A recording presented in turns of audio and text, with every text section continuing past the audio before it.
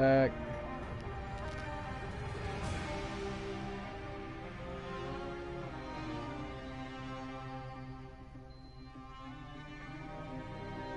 We are back, and I'm gonna go on this discovery tour, learn a little bit about Egypt.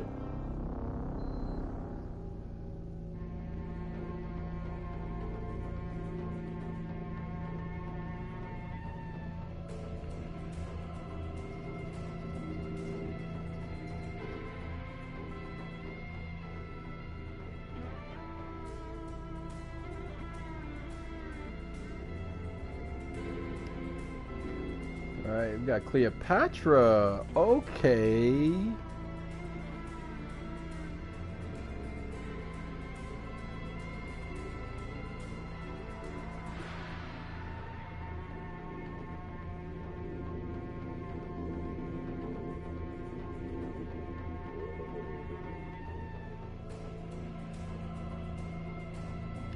Cleopatra.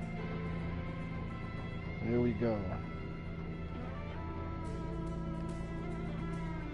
So we're gonna see what history we could get into. It says the Ptolemaic Kingdom was founded in 305 BC. Wow. I'm Cleopatra. I'm Cleopatra. That's tough. As Marquise would say, that's hard. That's hard. That's tough, yo. That's tough. Alright. So yeah, let me see where we going now? The bringer of life. Learn about the River Nile and its importance to the development of ancient Egyptian civilization. I could learn about the desert. Wait, what? Learn about the deserts which cover 94% of Egypt? Damn. Damn. Wow. Okay, I didn't know it took up that much. Wow, there's so much to explore. We're gonna learn about the River Nile though. Let's go.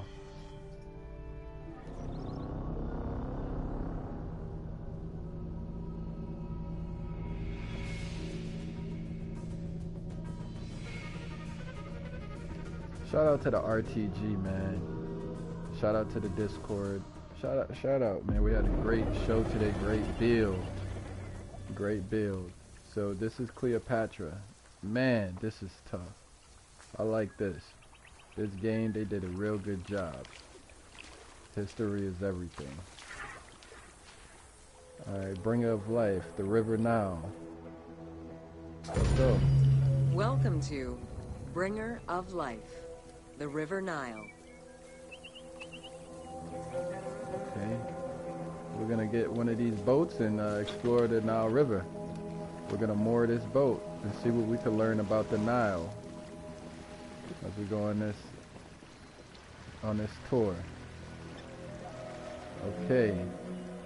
The ancient Egyptians called the dark fertile soil of the Nile the Black Lands. The Black and the Lands. surrounding desert was referred to as the Red Lands. The dramatic difference of productive land opposed to barren desert had a deep influence on cultural ideology, mythology, and religion. Uh-oh. So the soil was called the Black Land and they called the desert the Red Lands. I never heard anyone talk about that. The ancient Egyptians called the dark, fertile soil of the Nile the Black Lands. And the surrounding desert was referred to as the Red Lands. The dramatic difference of productive land opposed to barren desert had a deep influence on the cultural ideology, mythology, and religion. Why don't they talk about the Red Lands? That's very interesting. Come on, conscious community, y'all gotta be a little bit more honest. They could have still been black, even if they wasn't calling the people black people.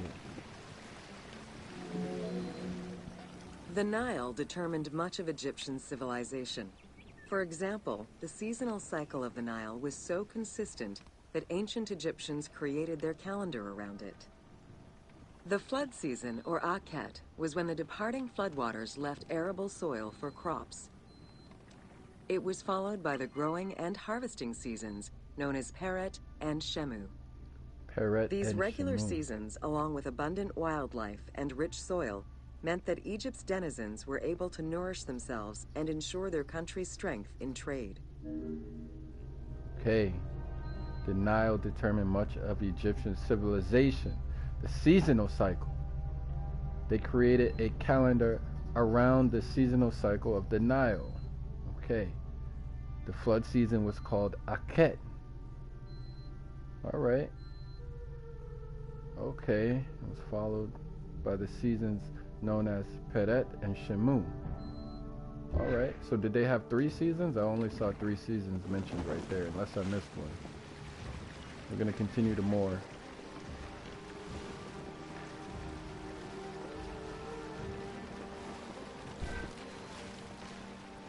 This is a tour of the Nile River.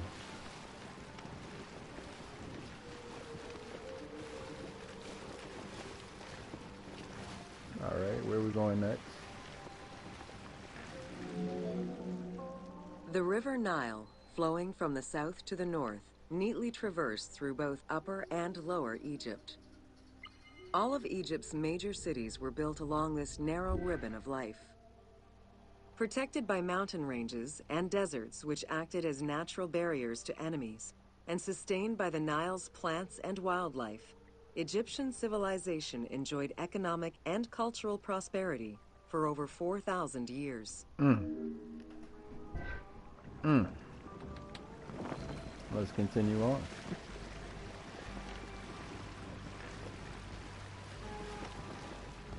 I will go there one day. I will go there one day. If I am blessed, I will get there. Both ancient Egyptians and ancient Greeks referred to the Nile as the river in their respective languages. Stretching a distance of over 6,700 kilometers, the Nile is one of the longest rivers in the world. It flows south to north, spanning 11 countries. The River Nile originates in the region of the Great Subequatorial Lakes. How many countries? Including one of the largest in the world, Lake Victoria near Tanzania. Wow. It originates in the region of the Great Subequatorial Lakes, including Lake Victoria near Tanzania. Wow. Look at the Nile. That's beautiful. That's beautiful, man. And they're saying that Egypt also is 94% desert. So, by the definition of the word Arab, the Egyptians were Arabs, because that's the etymological definition of the word. One who dwells in the desert is an Arab. It is what it is. They Arabs. Whether they brown, tawny, or black, they were Arabs. Desert dwelling people.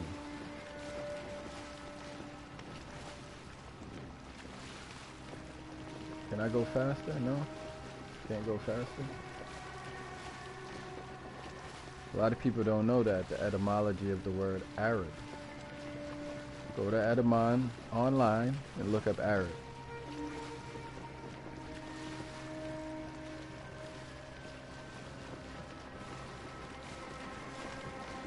It's a long journey.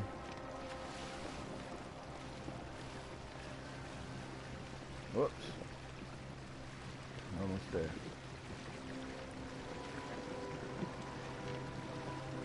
There we go. The river flows through African equatorial forests, swamps, volcanic lands, steppes, and deserts, splitting apart for a while and picking up various sediments from each region and carrying them all the way to Egypt. Its main artery, known as the White Nile, rejoins with the Blue Nile in Khartoum. This is where it weaves through rich deposits of silt and nutrients, carrying them along in its wake. The main artery is the White Nile, rejoins with the Blue Nile in Khartoum. Okay.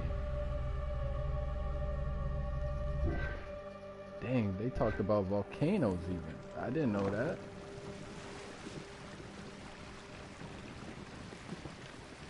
The bringer of life, the River Nile.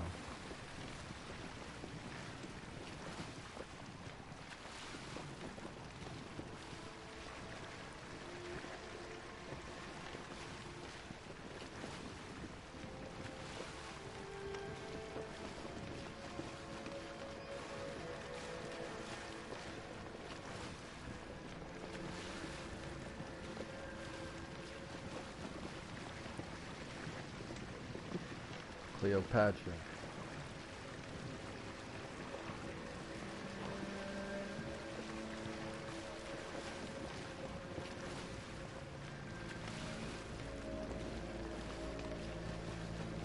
All right, here we go. What's next?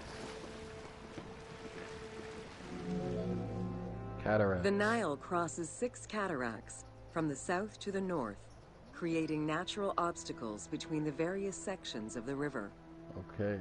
The cataracts are long zones of about 100 kilometers, where the bubbling and rapidly swirling waters advance tumultuously amid enormous heaps of rocks and benches of hard stone. Those are the cataracts right here. This is an image from 1887 of the from Nubia of the cataracts.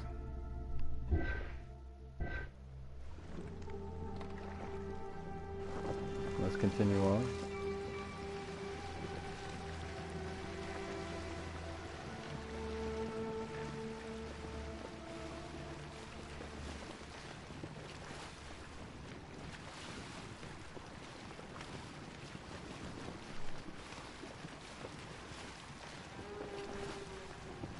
Do a couple tours tonight and then go beat up some bad guys, you know?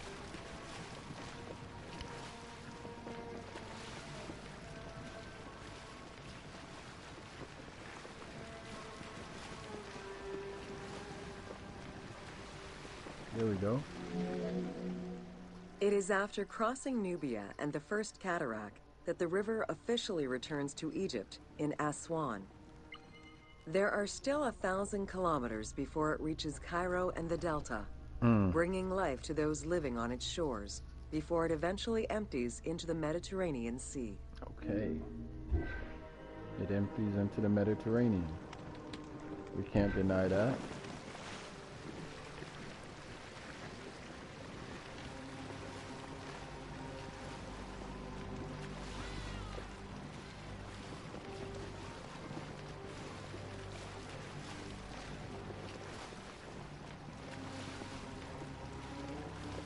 We got 2 more stops on this tour.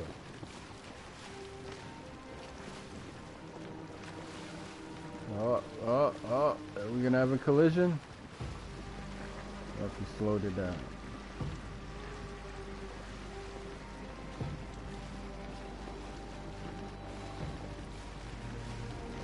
It's a very extensive river. And as I play today, I want to try to explore places that I've never been before in the game. So I'm going to mount up my camel or the horse and go on a journey. What's next? Ancient Egyptian irrigation and water use was centered around the Nile. However, they also had access to streams and rivers, as well as several large lakes. The Delta, situated at the north end of the Nile, also known as Lower Egypt, is a large irrigated area where the river splits into several tributaries. Yep, it splits into several tributaries. I know that Alexandria is on the west bank. I'm not sure what city that is on the eastern bank. I gotta get better at the geography. Alright, one more stop.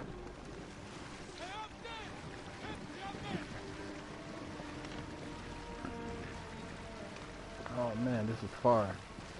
It's gonna take a while to get over here.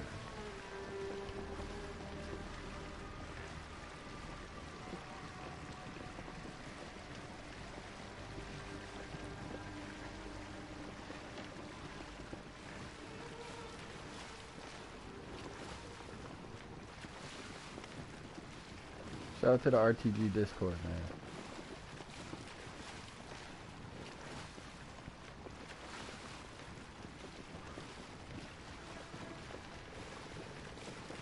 What is that? Oh, thought that was a hippo.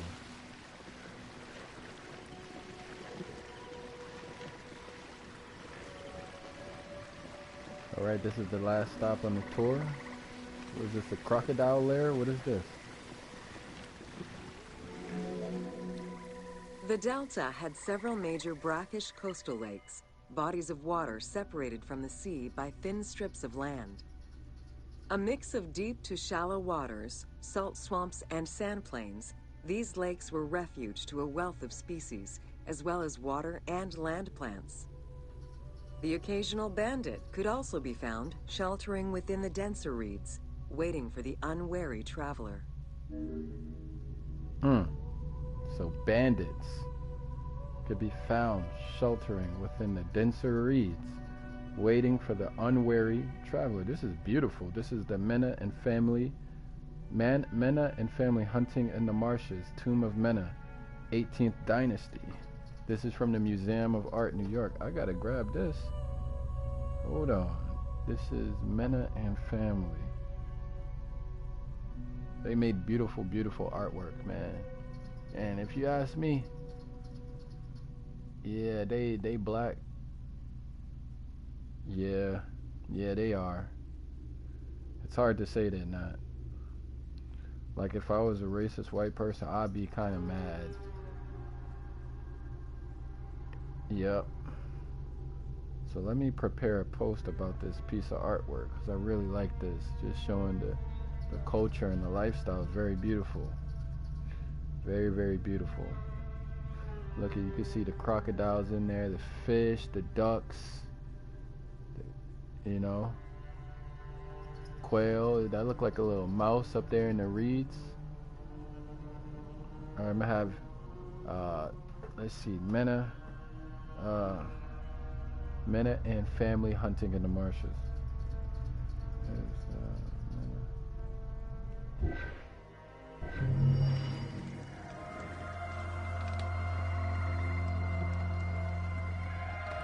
So that's the first display in the tour.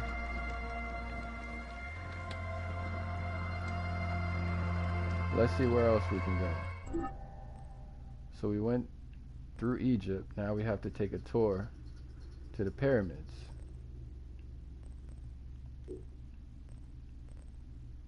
The Red Pyramid of Dashur. Let me just where else can we go? The origin of the pyramid. Yeah, let's go here. The origin of the pyramid.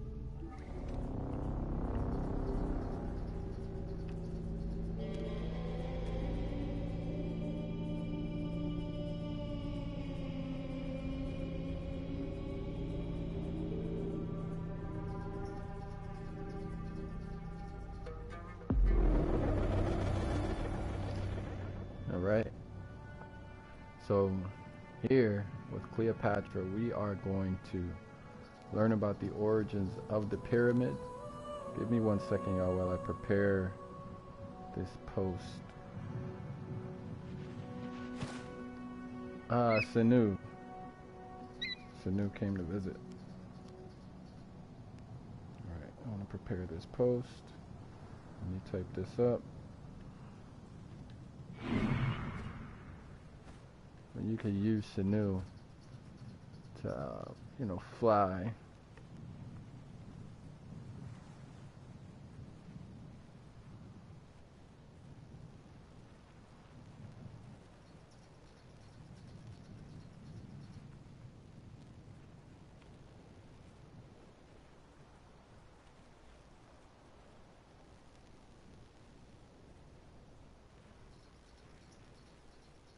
Let me get the exact name for this.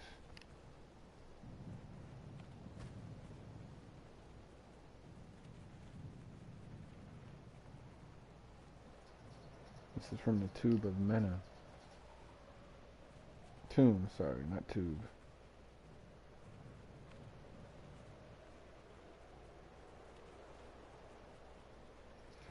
I need to find out what year this is from.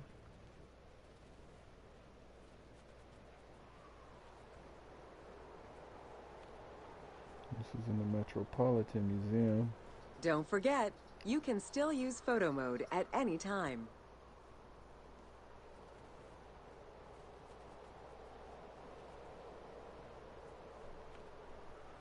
18th Dynasty.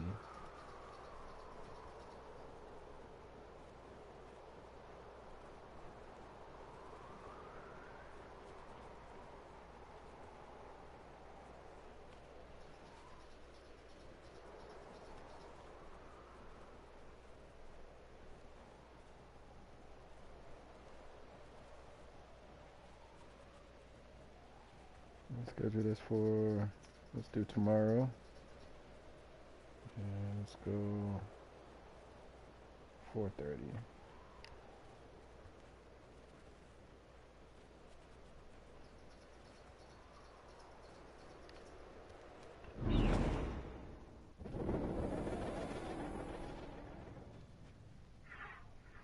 The origin of the pyramid. Giza. I always thought Giza to me sounds like Gaza. Oh, the Palestinians say Gaza, Gaza. Sounds really similar. Giza, Gaza. Learn about early funerary monuments of ancient Egypt and their evolution into the pyramidal structure we know so well today. So, funerary monuments, okay. Welcome to the origin of the pyramid.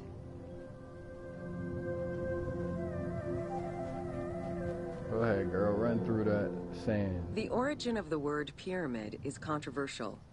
Most believe that it originates with the Greek word pyramis, which referred to a bread of conical shape. Life and death in ancient Egypt were modeled on the cycle of the sun. The perfect shape of the smooth-faced pyramid became associated with the metaphor of the pharaoh transformed into one of the sun's rays in death. Pyramids represented the Benben, the primordial mound of the Heliopolitan creation myth. These stories permeated every aspect of Egyptian life to a greater or lesser extent. Okay, so something about the Benben, primordial mound. Okay. During the pre-dynastic period, the development of funerary practices was different depending on whether one was located in Lower Egypt or Upper Egypt. Well before the pyramid, there was the burial pits. It is on the site of Merimde Beni Salome in Lower Egypt that we find the oldest funerary site, dating back to 5000 BCE. Wow. Study of the tombs revealed that the bodies of the deceased were deposited in a shallow grave, in a fetal position. Though a few objects were recovered from these graves, they offered no insight as to the social class of those interred within. Wow. Okay, that's interesting. We're getting deep into it, you all. Why is she walking like that even on the concrete? You're not in the sand anymore, sis. Dang, she got hops. In Upper Egypt, pre-dynastic practices are easier to study, but reveal more complex funerary rites.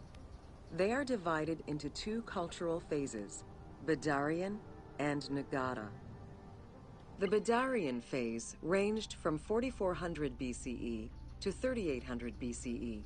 Small necropolises were discovered on the outskirts of villages, revealing the emergence of a funerary cult.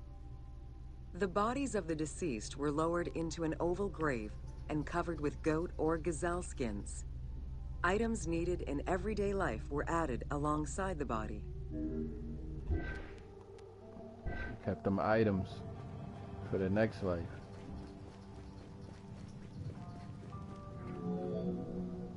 During the three Nagada periods ranging from 4000 BCE to 3510 BCE, funerary practices evolved in complexity. The shape of tombs changed from oval to rectangular, mimicking the homes of the living. The size of the burials increased and funerary items became more stylized and numerous. Tombs gained complexity with masonry, wooden veneers, or raw bricks added to strengthen the structures. In time, socially stratified necropolises emerged. For example, in Hyrcanopolis, the elite and commoners had separate necropolises. Nice.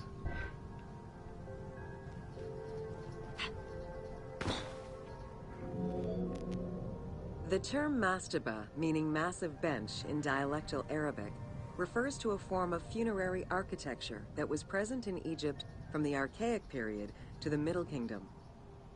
An evolution of the burial pit, mastabas were generally composed of two parts. A structure was built above the ground in the form of a massive rectangle with stepped walls, and a subterranean burial chamber was located underneath. Smaller mastabas often surrounded the much larger tomb of the king. These generally held the remains of the king's relatives and courtiers. Let's get a look. Mastaba, massive bench. Okay. Okay, so we get to see a little bit of the blueprint here in dialectical Arabic, a form of funerary architecture in Middle Kingdom Egypt. An evolution of the burial pit. Mastabas are generally composed of two parts. A structure was built above the ground in the form of a massive rectangle with steeped walls, and a subterranean burial chamber was located underneath. Okay, so I see how this developed. It makes sense now. And then they kept building it up and up and up. Smaller mastabas often surrounded the much larger tomb of the king. These generally held the remains of the king's relatives and courtiers. That makes sense. Okay. Wow. Okay. So we went from this over here to the mastabas, basically. So under here would be funerary, what they call it, funerary burial chambers underneath. Okay, let me see if I could go back just a little bit to see where we started. Just go back to, let's say, I'm trying to think, what was the very first? Hold on. Oh, if they don't, yeah. During the pre-dynastic So period, that just talks the about the development of funerary mummification. practices was different, depending on whether one was located in Lower Egypt or Upper Egypt. Well, in Upper Egypt, pre-dynastic practices are easier to study, but reveal more complex I'm more funerary concerned rites. with the structure. They are divided into two cultural phases, Badarian and Nagata.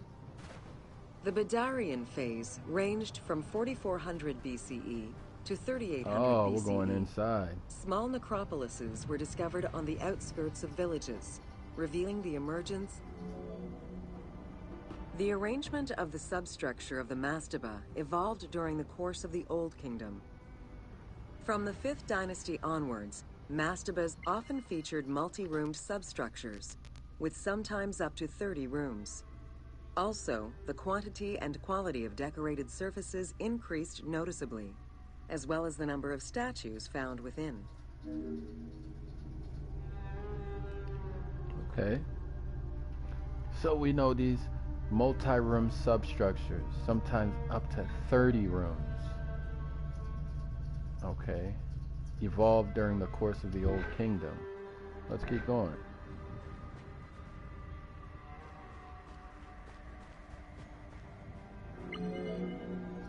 The 6th dynasty would see art used to its utmost. The entire surface of a mastaba would be covered in scenes of daily life, illustrating the prosperity of those lucky enough to comfortably spend eternity near the pyramid of a pharaoh. The best example of this type of mastaba is the tomb of Mereruka in Saqqara. Tomb of Mereruka. Tomb of Mereruka. I need to look that up. Tomb of Mereruka.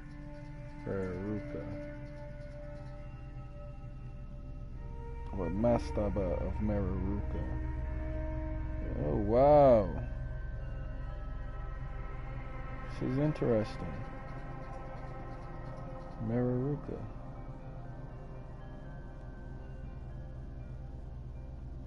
I've never seen this before. False door. It has a false door. Okay.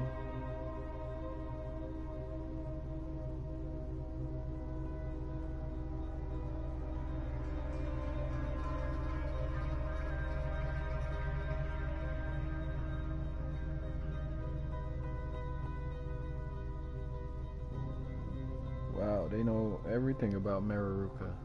So that's the second portion of the tour, y'all.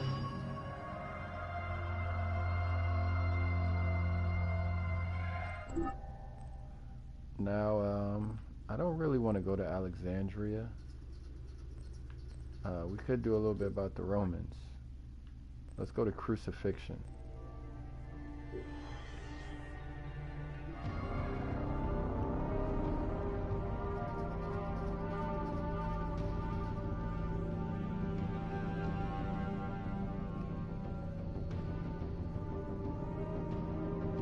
See what we could learn about Roman crucifixion.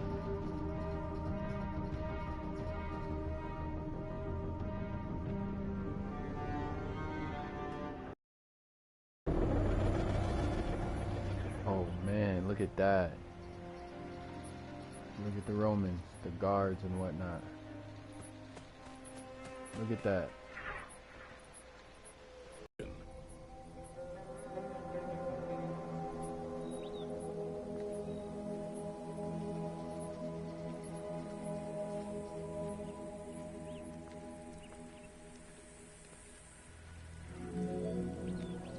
In terms of the severity of Roman justice, crucifixion was at the top of the list of corporal punishment, followed by death by fire and decapitation.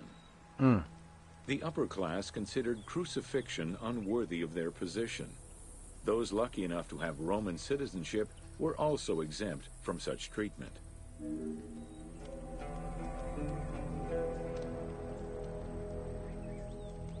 So it was a classist punishment as well.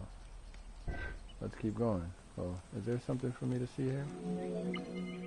In terms of the severity of Roman justice, crucifixion was at the top of the list of corporal punishment, followed by death by fire and decapitation. The upper class considered crucifixion unworthy of their position. Those lucky enough to have Romans easily accessible, crucifixions were popular entertainment among the citizenry. Wow. Unlike throwing victims to wild animals, which required an arena, crucifixions did not require any particular setting. Just anywhere.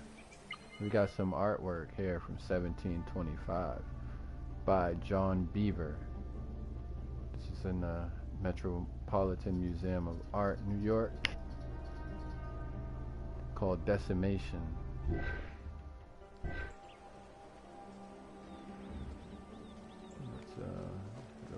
Can she mess with them? Let's just shove them.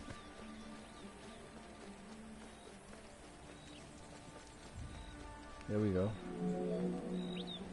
Those subjected to crucifixion were almost always slaves, traitors, and lower-class citizens. Roman deserters were crucified because the betrayal of the soldiers was perceived as endangering the lives of Roman citizens. Let's look at this piece of art. This is from the Renaissance era. And look at this crucifixion. Arms and legs in the shape of an X instead of the T. Martyrdom of St. Andrew. Low class and traitors. And slaves. Wow.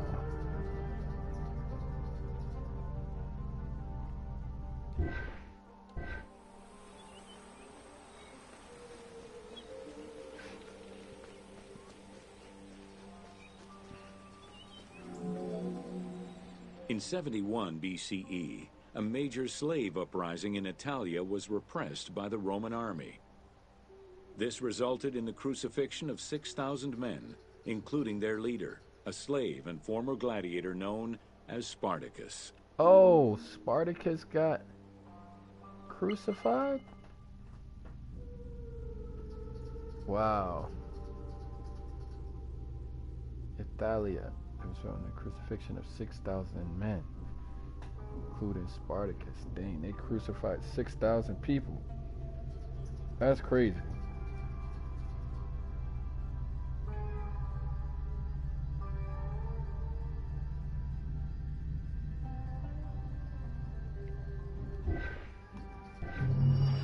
Okay. So that's a little bit on the crucifixion. That was interesting. Oh, you proud, Brother Reggie? I'm just trying to learn, man. And I still got my youth spirit. I like to play these video games. So that was about crucifixion. Maybe I'll go to daily life. We did Osiris, the first mummy, temples and priests. Let's go to amulets and rituals in the Green Mountains, maybe. Or ancient artisans, the household. Yeah, I'm curious about the rituals. So let's go to temples and rituals of ancient Egypt. Let's try that. Temples and rituals, because I'm a little bit curious. So we just learned about how the mastaba gradually transformed into the pyramid. And they said, Reggie, I've never heard anyone talk about the Red Land. They called the desert area the Red Land. Why does no one bring that up? But when we hear Black Land, it's a debate about whether it refers to the people or the soil. I just thought that was interesting. That's what the game told me. They also called the desert the Red Land. And they were juxtaposing the fertility of the Nile and the soil area to the desert. One was called the Black Land for its fertility and the other the Red Land. I don't know. Temples and rituals of ancient Egypt. Lake Mareotis. Learn about the importance of the pharaoh and of the priests in ancient rituals. This is what I was getting curious about, what I could not understand last time. Where I'm like, why is the pharaoh almost conceding to the temples and the priests like some power? It says, and understand the influence of temples in ancient Egyptian society. So I think this will probably answer my question. Welcome to Temples and Rituals of This will Ancient probably answer the Egypt. question. Y'all ready? Let's go. During rituals and Oh, look at the festivals, ritual. god was carried on a solar barge Do y'all see between that? the areas of a temple or the temples of different cities. Oh. Funerary carvings and paintings covering thousands of years, Do y'all as see well that? as the Book of the Dead, depict the same ship y'all and see ore that? design. You see that, Solar Marquise? barges Yo, have Marquise, been look. uncovered near or within several pharaohs' tombs. Look at this. They were intended Look, to that's carry the Ptah. pharaoh into the afterlife. Ain't that Ptah back there? That's what Reggie taught me. That's Ptah or Ta. Look. And what are they bringing through there, though? I see... That's the crocodile. I forget his name. What's the crocodile? Or is that the crocodile or the baboon? I can't tell. Diseret? I don't know. This is cool right here. And right here we got the sarcophagus of Tekepen Khonsu, Sistrum, player of the god Amun Ra. I know Amun is the sun god. That's what y'all taught me. Amun's the sun god. 25th dynasty. Okay. Museum des Louvre. So the Louvre Museum. Is that in France? And this picture was taken by Georges Ponce. Sarcophagus of Tekepen Khonsu. They wilding on the PKs right now? Oh, I'm missing it. My bad. Oh no, I just I don't know. I had an itch to get on the video game. This is Cleopatra, y'all. Y'all see her? I think this is the 7th, Cleopatra the 7th, something like that. That's her figure in this game. So we're going on a temple tour. Ancient Egyptians believed that Ra, the sun god, traveled the skies in a boat known as the solar barge. The solar boat. The solar barge was believed to cross over to mythological lands. Okay, so it said the solar barge was believed to cross over to mythological lands. So is that in like a metaphysical realm? Is that what it's saying? Ra traveled the skies in a boat. Okay. Okay. I thought Amun was the sun god. So is Amun and Ra the same thing? I'm confused. Y'all know I'm a baby when it comes to oh, look at this. What can I do here? Oh, why did it let me go right there? Hold on, y'all. Oh, she's gonna worship. Is she gonna worship? Hold on, let me see if I can make her worship. Let me see. Can she join in on the ritual? I'm trying to get her to join in on the ritual. Nah, she's not gonna join in. Alright, let's keep going. I know Bastet. I know Bastet. Conspiring against him. He ordered They always Sekhmet, talking the about lion-headed war goddess, to kill all humans. Oh, To his about chagrin, Smash? Ra quickly realized that with all humans gone, there would be no one left to worship him.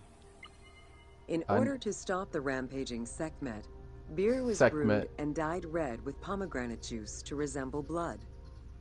Sekhmet drank every drop of the brew she could find, eventually passing out drunk. When she awoke, she was calmer, and her lion visage had changed into Bastet. Wow, The okay. Festival of Drunkenness was celebrated in honor of that myth. So believe it or not, y'all, I actually know about Bastet. I know it's a deity of like protection. That is one thing I do know just from going to the museum here. I did learn that about Bastet, but I did not know that Sekhmet transformed into Bastet. That I did not know, and I did not know the story behind it. So that's new for me. All right, so now we are entering the temple. What temple is this? Let me see where we are on the map, y'all. This is Lake Mareotis. So Lake Mareotis, and I am south of Alexandria. I'm on the southern end from Alexandria. And what else is near me? Not much else, just mountains. The Green Mountains are to my west. So I'm east of the Green Mountains, south of Alexandria right now. Unlike we're the in daily Lower rituals Egypt. that took place in the temple and were performed by priests, festivals allowed the entire population of the city to participate. All right, Reggie. Festivals helped mark the passing of the seasons in the agricultural calendar. In reflecting the cycles of life, festivals offered a sense of consistency and structure for the regular citizens, thus reinforcing the sense of order that pharaohs were to provide for the citizens of Egypt as part of their godly duties. Look at this. Are y'all familiar with this? Marquis said, Ta is the name of Egypt. It means the goat? Really? I never heard that, bro. Ta is the name of Egypt. I know Ta Mary. I've heard Ta Mary. Maybe that be it. Maybe that's what you talk about. Okay, this is the chamber of Thutmose III's ancestors, 18th dynasty. Okay. Festivals help mark the passing of the seasons in the agricultural calendar. Okay. And these festivals allowed the entire population of the city to participate. So it seems like a lot of their rituals and festivals had to do with the seasons in the natural world, not so much the it seemed like they supernaturalized the natural, if that makes sense. Okay. Again, this is Cleopatra. Look at Cleopatra. But we're gonna watch them celebrate in their festivities. The importance of these festivals is demonstrated by their longevity. Records show that Osiris festivals occurred for more than 2,000 years. Some festivals serve to reinforce state control and promote the king's reign. Both the Opet and Set Jubilee festivals were specifically intended to celebrate the renewal of the king's power. Okay. And then here, statue of Nebhepetri, Mentuhotep II, in the Jubilee garment, circa 2051, between 2051 and 2000 BCE. So I already know y'all in New York, y'all done seen all of this in actual real life, the physical, and that's definitely a brother right there. So statue of Mentuhotep II. Yep.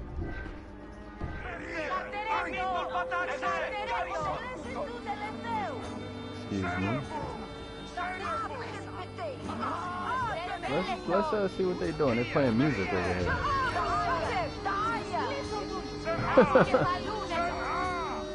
This is the festivities, y'all. Look, we got the women over here. The women and the men. And look, she's participating. Okay. She's in the spirit. She's in the spirit. Oh, Marquise, you love Egypt now? I thought you hated them Hamites, Marquise. Because these are Hamites, right? I thought you hated them Hamites, Marquise. Come on, man. Oh, look what's going on here.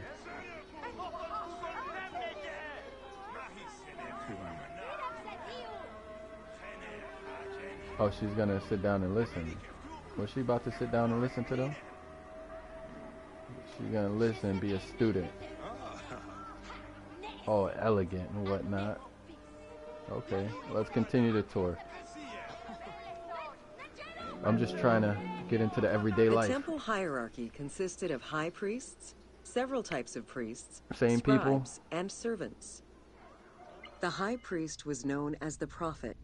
Some divinities had up to 4 prophets, and they were the ones to perform the most advanced and complex rituals. So the high priest was known as the prophet. I never knew that. Sakina said, so the new year and the harvest were these celebrations. I'm starting to understand their society a little bit better. And Marquise, you see those inscriptions right there. You know we've been going in on, what do we call it? Man, I forgot the word. But I would like to be able to read all of these inscriptions. I think it's called epigraphy, something like that. And the way he's standing or bowing on his foot, even though I know he's doing it on both feet, is very Islamic. Just saying.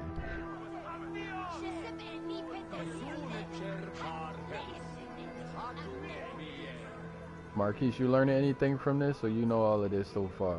Because I'm learning all of it. Egyptian priests were not confined to solely religious tasks, and in fact had crucial roles in Egypt's administration, most of which served to reaffirm the pharaoh as the proper vessel for the gods. Their focus within the temple was centered on the proper conduct of daily divine rituals, rather than as custodians of dogma or the indoctrination of individuals. Look at this. Look at this. Is the kneeling priest praying in the 19th dynasty. Wow. That's hard. They said the priests not only did religious tasks, but they were administrative, most of which reaffirmed the pharaoh as the proper vessel for the gods. So the priests supported the pharaoh. All right, let's learn more. Scribes were custodians of the sacred sciences. Some priests were associated with the funeral rites and were considered the group with medical knowledge. The servants of the Ka were low-ranking priests who carried food and offerings in funerary rituals. Lector priests were distinguished by their ability to read, and their main duty was to recite specialized religious texts in both temple and funerary rituals. So, servants of the Ka, is the Ka the soul? I think the Ka is the soul, right? Y'all correct me if I'm wrong. Servants of the Ka were low-ranking priests who carried food and offerings in funerary rituals, but lector priests were distinguished by their ability to read, and their main duty was to recite specialized religious texts in both temple and funerary rituals. Okay, this is all very interesting because this is all, to me, this, we are social scientists essentially when we are reviewing and studying this history and their culture. You know, this is social science. Marquis said it's the same people throughout time. I told you the Torah is an Egyptian Middle Eastern book. Sakina said, our hands and feet are in adoration as like soldiers, yet we are in prayer, meditations. Okay. Let's see what else we can learn. So these are the scribes over here with the sacred knowledge. So these are the brothers over here. Alright. Just making sure they doing their job. And I remember about these, what do you call these? Pillars. They were made to look like the palm trees. Can y'all see that? The game taught me that. These pillars were made to resemble the palm trees. So that's fire right there. I gotta take a trip. Oh, look at this. Look what's going on in here, y'all. I know I'm walking slow. I'm taking my time on this tour. Gotta soak it all in. Priests and all the officials who served the temple worked only 3 months a year, with each period separated by a quarter of inactivity, at least within the temple compound. Each outgoing group handed over the temple and their tools to the newcomers. Only the high priesthood remained in permanent office within the temple. So this here is the statue of priest Hori from the 27th dynasty. This is in Germany. Okay. They only work 3 months a year. Okay. Okay. So they rotated.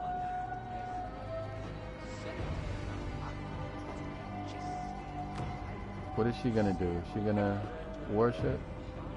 Yeah, it looks like she's praying. Y'all see her praying? That's hard. That's hard. She was praying. Look at Ta. The most Holy sacred Holies. part of the temple was referred to as Jesser Jesseru, the Holy of Holies. The Holy of Holies. The most sacred inner sanctuary was where the shrine to the temple deity was located.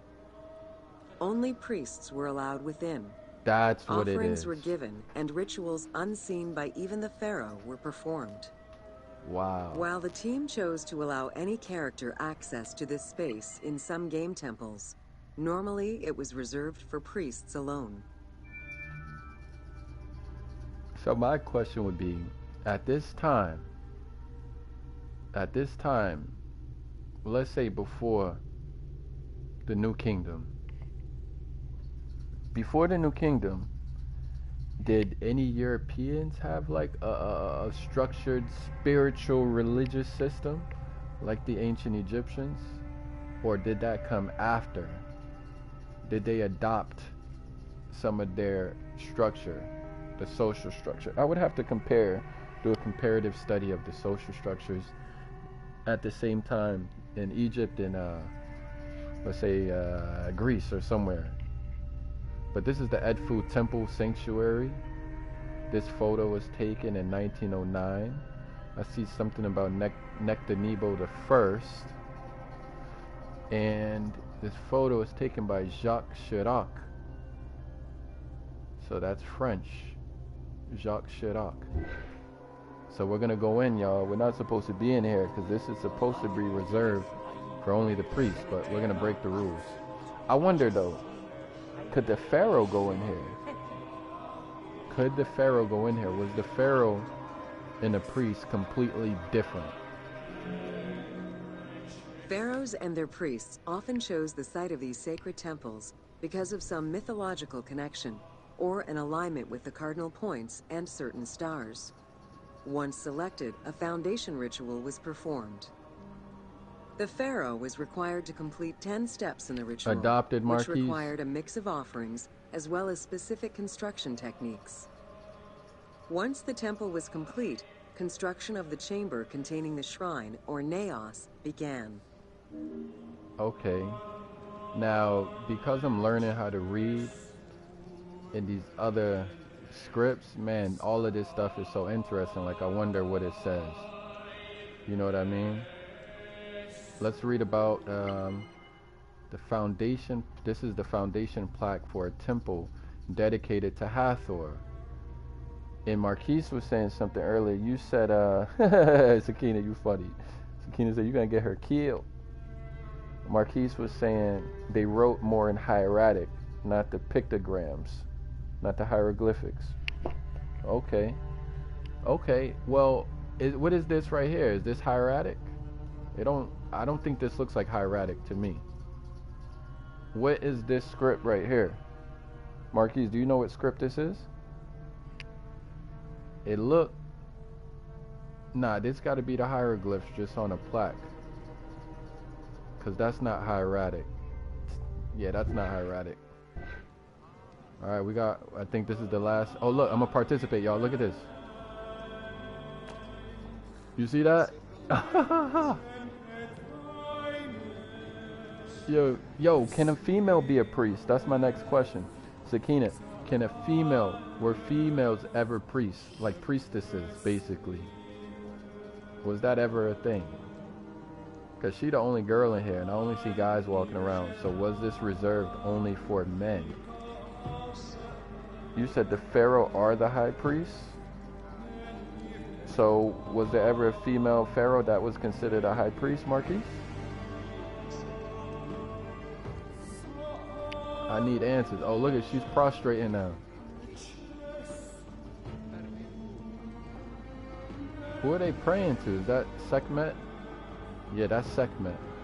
Let's do this last stop, y'all. Dang, hold on. She won't even stand up. I'm gonna let her finish. Alright, get up. Alright, last stop. The naos, where the god statue stood.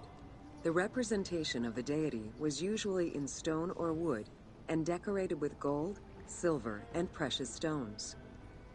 Smaller temples had only one naos, while larger complexes, such as the Temple of Karnak, had many chambers to honor gods, such as Amun, Ptah, and Osiris. Wait, you Each say statue yes, was Marquis? believed to be a receptacle for the presence or essence of the god's Ka, enabling it to take a physical form. Through the statue, the god came to the shrine to eat, drink, and communicate with the pharaoh, or with the priests standing in for the pharaoh. Y'all hear that? Did y'all hear what that just said? It said, each statue was believed to be a receptacle for the presence or essence of the god's Ka, enabling it to take a physical form. I don't know why that reminds me of like how Christians think of Jesus. You know, they say God, the Holy Spirit came into the flesh, or whatever. They say God came in the flesh as Jesus. That kind of reminds me of the Christian mythology. Through the statue, the god came to the shrine to eat, drink, and communicate with the pharaoh, or with the priest standing in for the pharaoh. Yeah, I know there were queen pharaohs, but or female pharaohs, but I'm talking about female priests, Sakina. Can females be priests? That's my question. Could the females be priests? Because I don't see any females in here. Look, if I go all throughout here, there are no females. It's all men. Oh shoot, look at her. There's okay. We're gonna go on another tour, y'all. Blasphemy? What you mean blasphemy, Marquis? Alright, so we took a daily life tour. We took a Roman tour. Now, did we go to Alexandria? We didn't go to Alexandria. So do y'all want to learn about the Greek pharaohs? Or Cleopatra? We could also learn about the siege of Alexandria. What about the Great Library of Alexandria? We can also learn about the Serapeon of Alexandria. Like Serapis, we could learn about education in Alexandria. What about the Great Library? I kind of want to learn about the Great Library. It's either that or the Greek pharaohs. Let's learn about the Great Library, because nobody said anything, so I'm going to just choose the Great Library of Alexandria. What y'all know about the Library of Alexandria? We're moving with the Queen right now, Queen Cleopatra.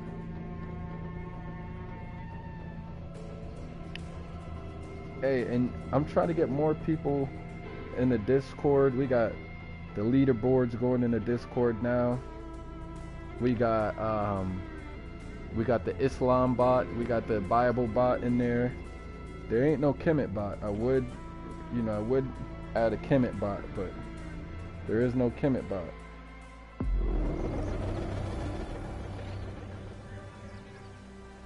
Alright, so here we are. We're gonna go to the Great Library.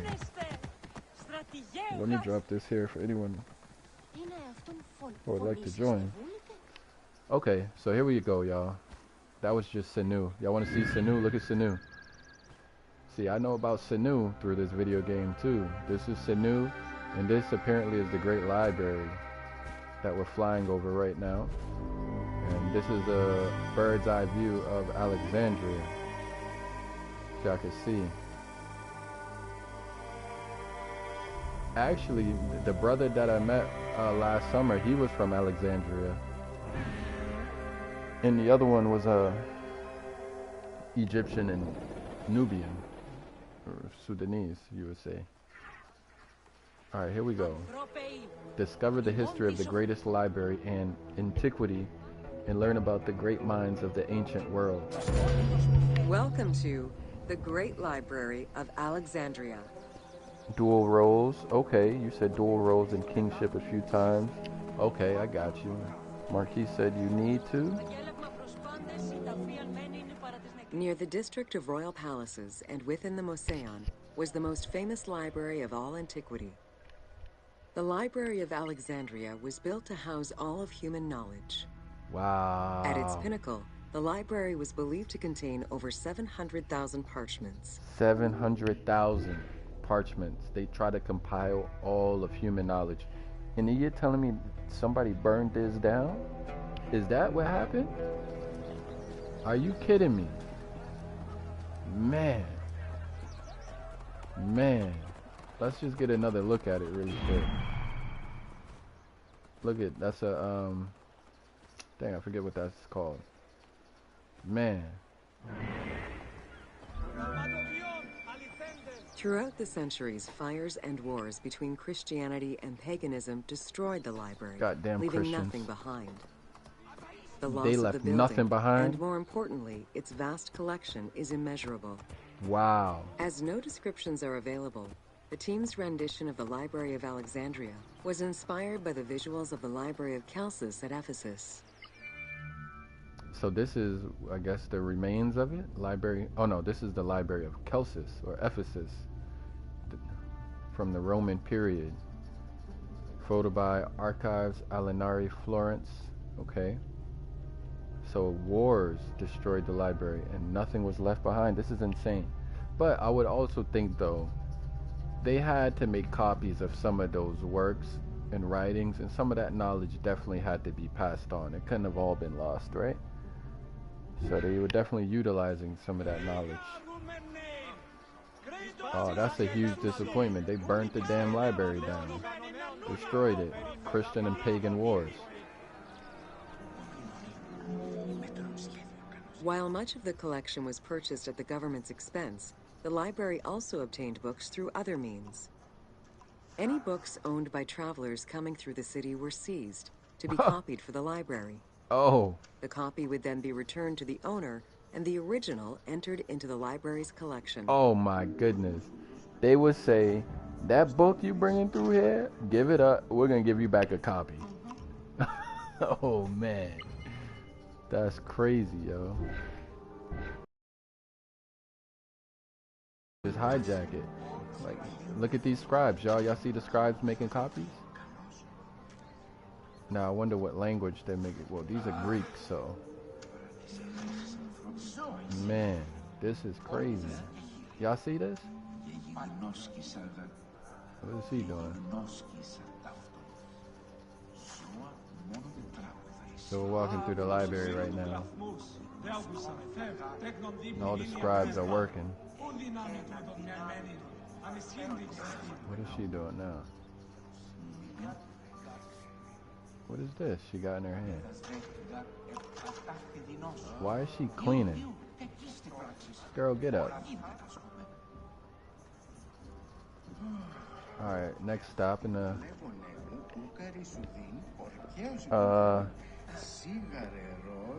Really? Standy, I think they had a pantheon of different gods, bro. You think Egypt believed in a trinity? You must be talking about, well, ancient Egyptians, very vast time frame. Are you talking about the Coptics? Sakina said, however, as far as priestess, I'm sure because of Mayat, there were also other female viziers and such. These two would count as priestess, which would be called Jed, Him, Tepi, Necher. Marquis said Greek stole it and other nations. Okay, let's go. Alexandria offered unrivaled intellectual and cultural attractions. Eminent scholars from Athens, Rhodes, and other Greek centers traveled to the city to learn and engage with other free thinkers. Both the Mosaeon and the library were at the center of groundbreaking ideas and creative expression. That's fire. This mosaic right here? Oh, that's ill. Plato's Academy Mosaic. Plato's Academy Mosaic, 1st century BCE. Wow, okay. Let's go to the next stop. So we're cycling back around now. The great minds of antiquity were usually well versed in many disciplines, which were often associated to specific schools of thought. The Peripatetics, the Stoics, and the Cynics were among the most well-known schools of the time. It is clear that Alexandria lived up to its fundamental role as a city for intellectuals, nurturing many great minds whose impact reverberates through our modern world. Yeah, I still am familiar with, like, cynics is someone that's cynical, right? Or I think, what does cynical mean? Like negative? Now is the meaning of it now? I don't know about if that's the root of it back then, but I'm guessing cynic was a person or something that it gets named after. And then we all know stoicism. And we know through stoicism like Epictetus and those guys, Marcus Aurelius. Hypatia of Alexandria was a Greek mathematician, philosopher, astronomer, and inventor. Though born in Greece, she eventually migrated to Alexandria, like many great minds of the time. It is there that she became the head of the Neoplatonist school of Alexandria. From most accounts, she was highly respected by her fellow Alexandrians, both as a teacher and a philosopher. With her death, the age of great ancient scientific discoveries came to an end. I never heard of her. Hypatia of Alexandria, Greek mathematician, philosopher, astronomer, and inventor. What did she invent? That's what I would like to know. The statues from the 3rd century BCE. Okay. Speed up a little bit. Callimachus was born in Cyrene and educated in Athens. After his studies, he moved to Alexandria to work in the great library. A poet and a critic, he strongly rejected the epic format of Homeric poems, and instead fervently supported a shorter, more judiciously formulated style of poetry. His epigrams and elegiac poems were emulated by later poets. Okay. His work was extremely popular, second only to Homer's own works. This is a marble statue of a drape-seated man, possibly Callimachus, 1st century BCE, in the Metropolitan Museum of New York. Okay.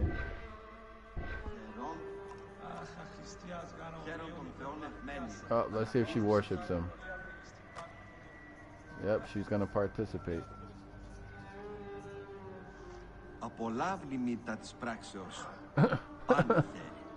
This game is funny, but it really does help you get an idea of the culture, religion, life, all of that of ancient Egypt. This is during Ptolemaic Egypt, though. This game, I think it takes you through like the 60s and the 80s BCE. Alright, we got some more stops. It was in Alexandria that mathematician Euclid, the father of geometry, wrote the Elements, laying out the foundational work of what would become modern algebra and number theory. Euclidean geometry would become one of the most influential systems in the evolution of mathematics. Right. So Euclid is the founder of geometry, so they say. According to history. You know, we'll go with that. According to history. Because we know geometry was a discipline already taking place. How do you calculate the circumference of the Earth? With a camel, 2 sticks, and shadows cast by the sun. This is what Eratosthenes of Cyrene described in his we know that principal name. work, Geography, while he was director of the Great Library of Alexandria. He is credited for the invention of the armillary spear around 250 BCE.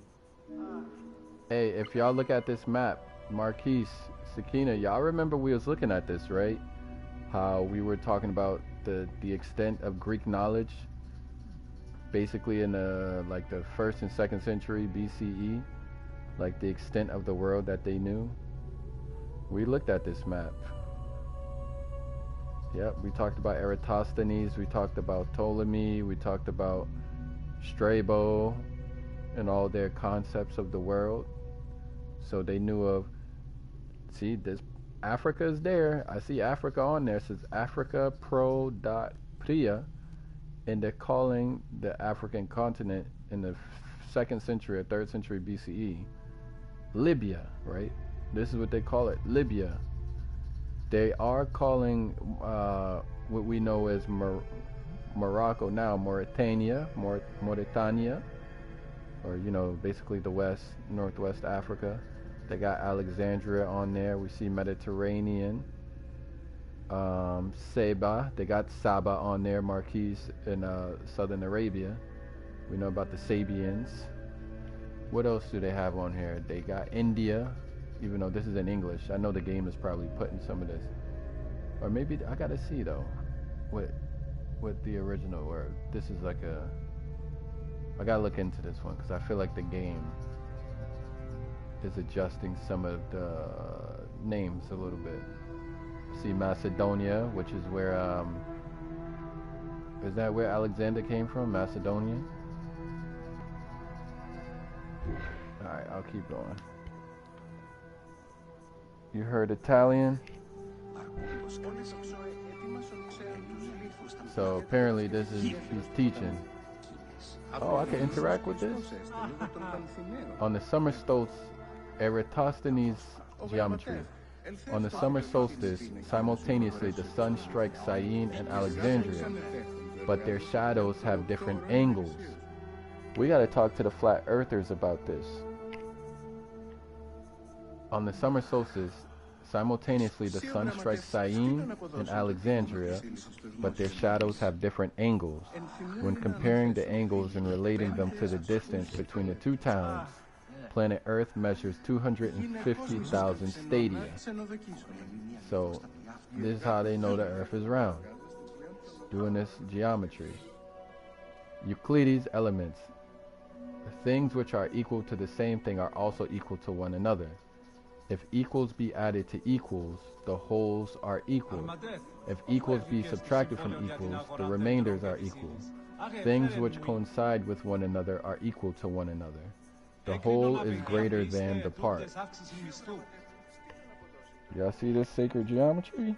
That's that sacred geometry right there. What you know about that, Marquise?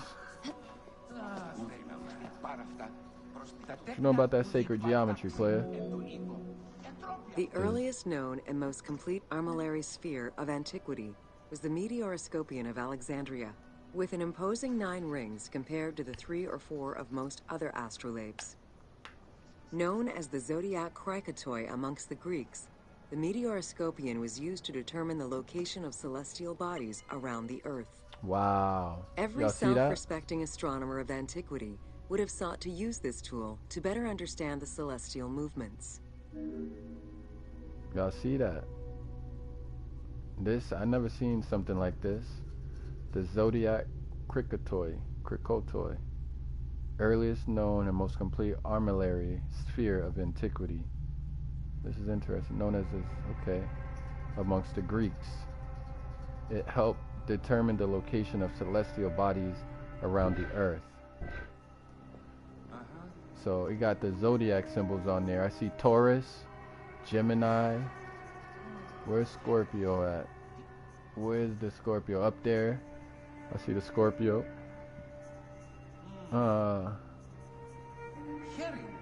What else y'all see here? What's this? I forget the names of the symbols. I'm not even gonna lie. Virgo, I think I see over there on the right side. Is that Virgo? What else do I see? I can't make out the rest of them. I think that might be Cancer. Is that Cancer next? No, Cancer is usually like a crab, right? Sometimes Cancer's a crab. Y'all see the zodiacs on there? Let me see. Is it on the other side too? Yep, it's on the other side as well. I'm looking for the Cancer. Where's Cancer at? Look like an old globe. Yeah. Last stop, y'all. Pythagoras of Samos was a well-known and respected philosopher and mathematician. We know He Pythagoras. is best known for the Pythagorean theorem. However, there is proof that the theorem existed in Babylonia and India long before Pythagoras was born, Exactly. casting some doubts as to who exactly originated the theorem. Exactly. A lot of these people get credit for it in history, but a lot of these things definitely existed prior. Maybe not everything, but some of them. Pythagoras of Samos was a well-known and respected A philosopher and 1463 mathematician. rendition. He is best known for the Pythagorean theorem. Let's go up to this. However, there is proof that the theorem existed in Babylonia and India long before Pythagoras was I born, want to read this when she casting finished some talking. doubts as to who exactly originated the theorem. It says Pythagoras' proof.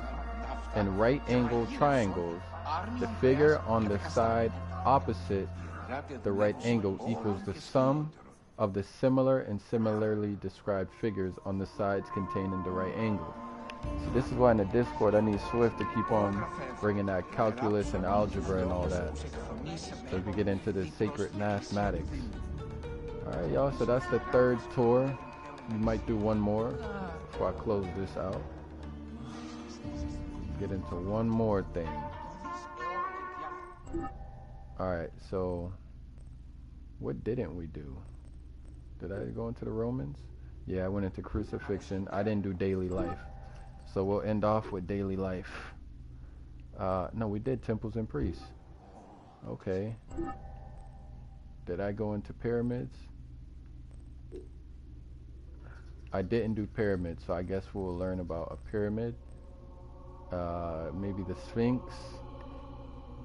Or we could learn about Khafre's funerary complex. Could do the secrets of the Great Pyramids. I'm gonna choose a shorter one, so I don't really want to go through a longer tour on this one. So I never heard of the Red Pyramid, so let's go into the Red Pyramid. We're going to the Red Pyramid. Last stop. Y'all hit the like button on this tour. Hit the like button. Real quick. Takes 5 seconds to hit the like. It's the last stop. Silphium was known for its many medical properties. Alright, so I've never heard of the Red Pyramid. So, apparently this is the Red Pyramid right here. And look at that bent pyramid over there. It's bent. Alright, so this is the last stop. The Red Pyramid of Dashur region in the Saqqara Nome. Welcome to the Red Pyramid of Dashur. Alright.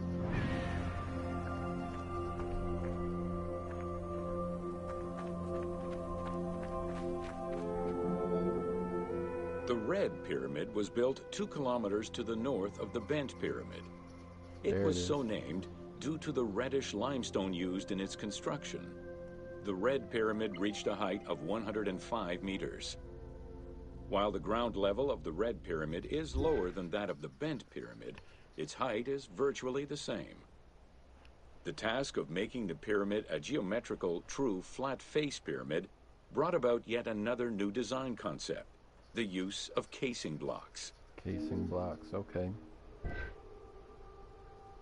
So it's saying its base is lower than this bent pyramid, but the height are roughly the same.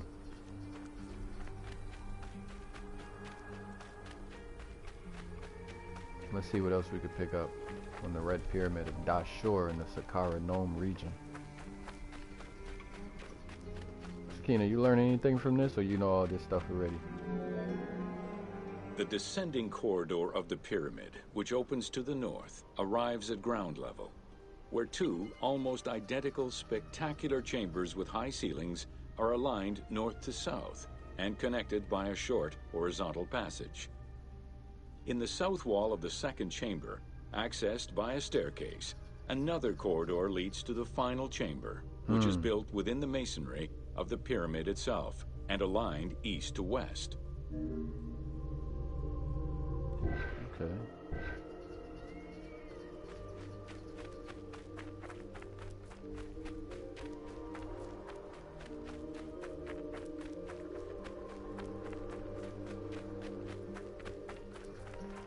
Third stop. The annexes of the Red Pyramid consist of a small funerary east.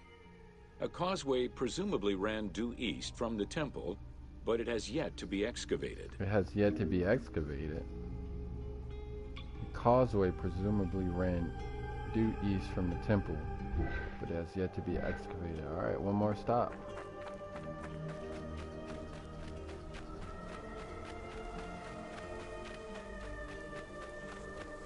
Last stop.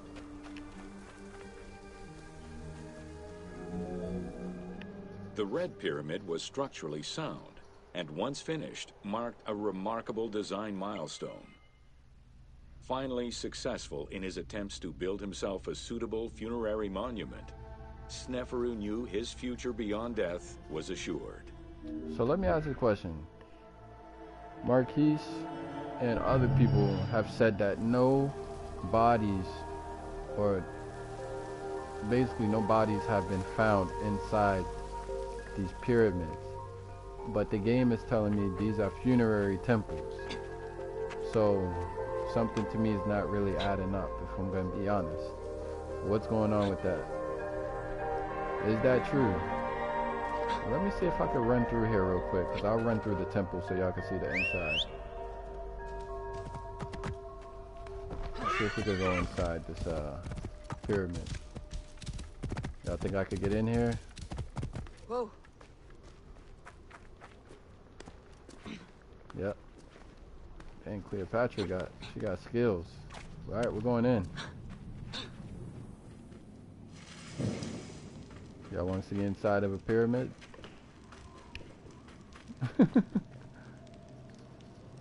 She getting in there. What, y'all ain't know I could do this, huh? In this game, go inside the pyramids.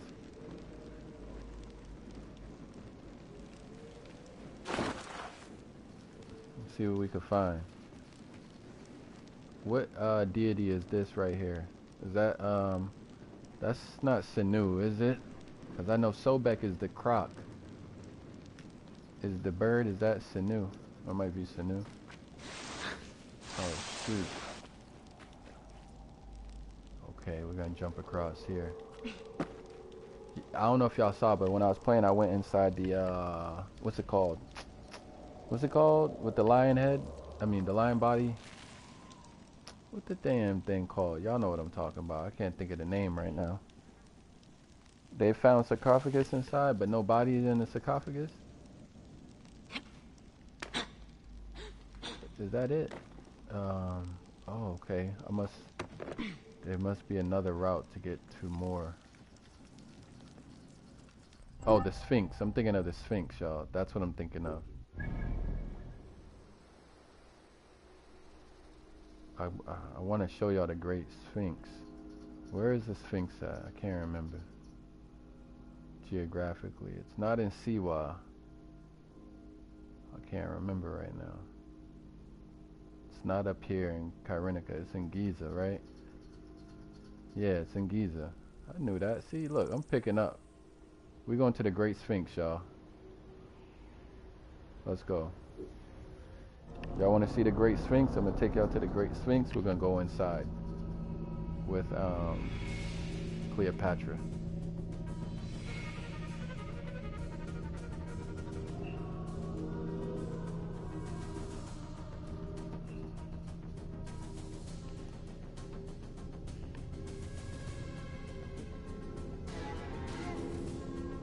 Getting a live tour. You sure, Sakina? I don't know. I've heard different.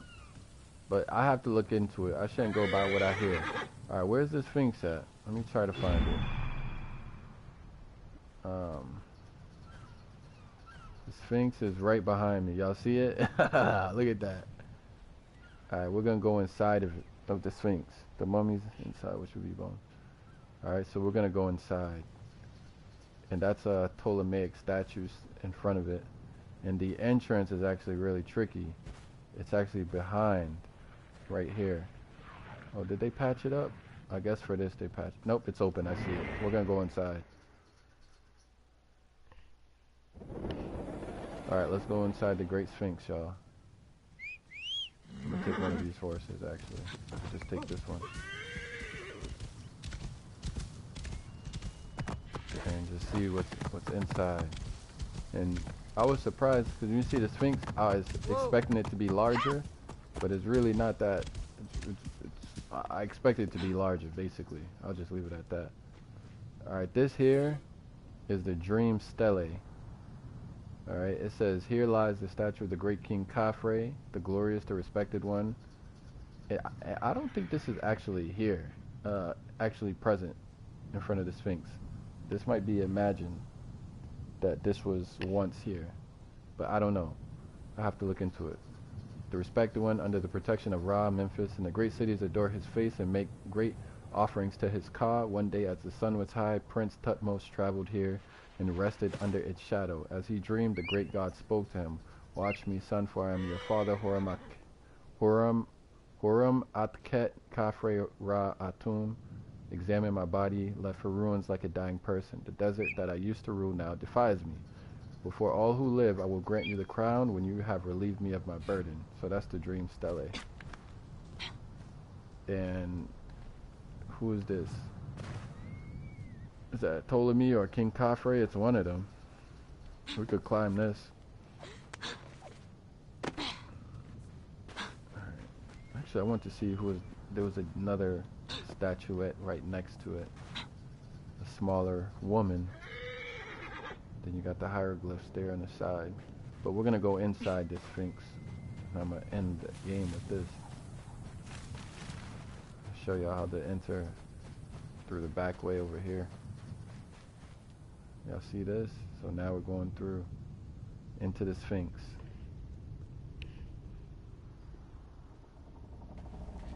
Alright, let's get out. Just take a quick look what's inside here. Now, I don't know if this is what it actually looks like inside the Sphinx, or if this is, you know, just fictional. So it looks like there was a sarcophagus. Yep, sarcophagus. Basically, that's it. Oh, there's more. Oh, let me jump across first before I jump down there. And there was treasure here. Okay. Now I'm gonna go down into here, see what I can find. Alright. So we're inside the Sphinx right now. Oh wow, y'all see this?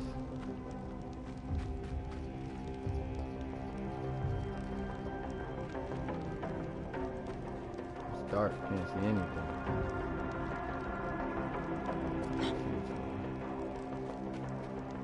Okay. Alright, let's go through it. Oh, okay. So it's gonna bring me out basically a front way. It's bringing me right back out. Oh, and wait, no, this isn't outside. This is still inside. What is this?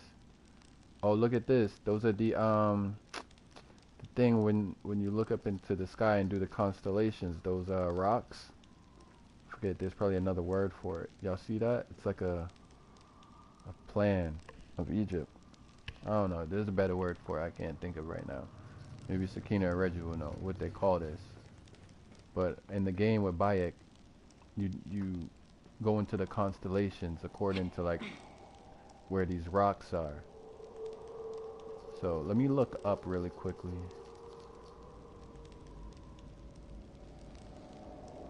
Okay. I see a lion right here.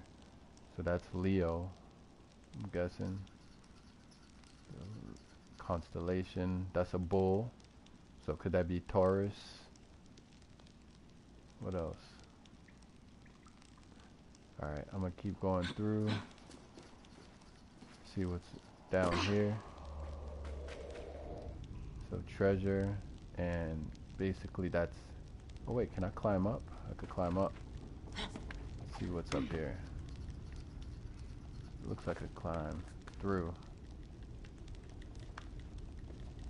See if it lets me go all the way up here.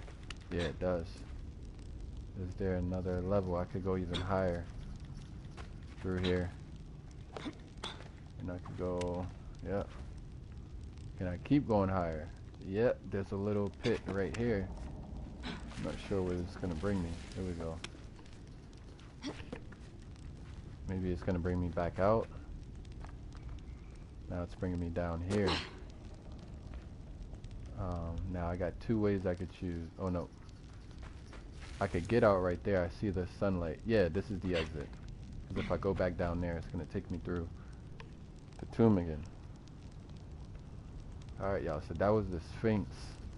The Great Sphinx. Horror maquette. Horror maquette. Let's get another look at it. Get an aerial view of it. As you all can see. There it is. What y'all think of the tour? Y'all stop chatting. I know it's getting late Sunday night. Had our rest for the weekend, get back to work throughout the week.